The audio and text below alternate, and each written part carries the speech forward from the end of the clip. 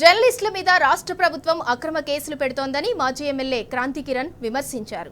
Congress party ఎన్నికల ముందు ఇచ్చిన హామీలపై ప్రశ్నిస్తున్న జర్నలిస్టులపై నిర్బంధం ప్రయోగిస్తోందని ఆగ్రహం వ్యక్తం చేశారు. కాంగ్రెస్ పాలనలో భావ ప్రకటన స్వేచ్ఛ కరువైందని మండిపడ్డారు. రేవంత్ సర్కార్ తీరు ఇలాగే కొనసాగితే ప్రజల నుంచి తిరుగుబాటు తప్పదని క్రాంతి కిరణ్ హెచ్చరించారు. ప్రభుత్వాన్ని ప్రశ్నిస్తున్నందుకు ఈ కాంగ్రెస్ పార్టీ ఎన్నికల ముందు ఇచ్చిన హామీలను నెరవేర్చాలని చెప్పి ప్రజల తరపున మాట్లాడుతున్నందుకు జర్నలిస్టులపై అక్రమ కేసులు పెట్టడాన్ని తీవ్రంగా ఖండిస్తున్నాను. ప్రజాస్వామ్యంలో ఎవరైనా తమ భావాల్ని ప్రకటించే హక్కు ఉంది.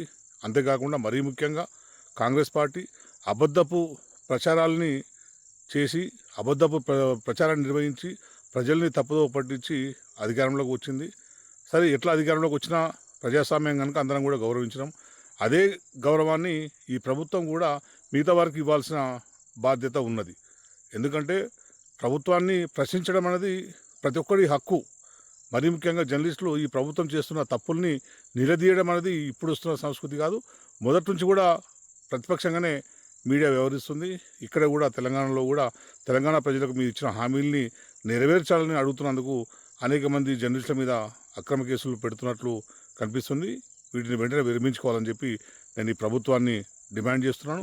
అట్లాగే ఎవరైతే అరెస్ట్ చేశారో ఇద్దరు జర్నలిస్టులను వారిని బేషరతుగా విడుదల చేయాలని చెప్పి నేను డిమాండ్ చేస్తూ, ప్రభుత్వం కనుక ఇదే విధంగా నిరంకుశ వైఖరి అవలంబిస్తే ఇంకా 5 సంవత్సరాలు కాదు, 5 సంవత్సరాల కంటే ముందే ప్రజలు మరోగా తీర్పు ఇస్తారనే విషయం కూడా ఈ ప్రభుత్వం గుర్తెరగాలి. ఇంకా ముందు చాలా ఎలక్షన్లు ఉన్నాయి, ముందు స్థానిక ఎలక్షన్లు ఉన్నాయి.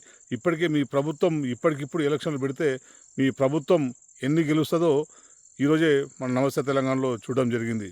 రేపు ఇంకా మీ ఆర్డర్ కూడా సాగే పరిస్థితి లేదు. అందుకే ఎక్కువ అనవసరంగా చట్టాన్ని చేతిలోకి తీసుకొని ప్రజల హక్కుల్ని కాలరాయకండి అని నేను ఈ ప్రభుత్వాన్ని కోరుతున్నాను.